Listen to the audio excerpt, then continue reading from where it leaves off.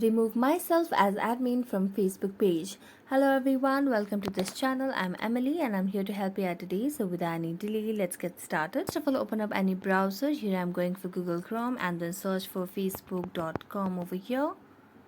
After tapping on the facebook.com, you just have to go for the Facebook application and then log into your account. After logging into your account, what you need to do is just switch to your professional or your business page.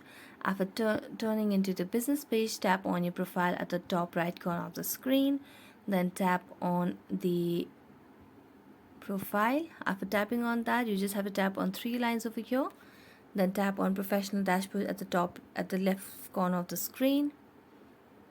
Then after tapping on professional dashboard, you'll see different options over here at the left side of the menu. So just tap on this page access option over here. So just tap on page access. After tapping on page access, you'll be seeing people with page or Facebook access over here.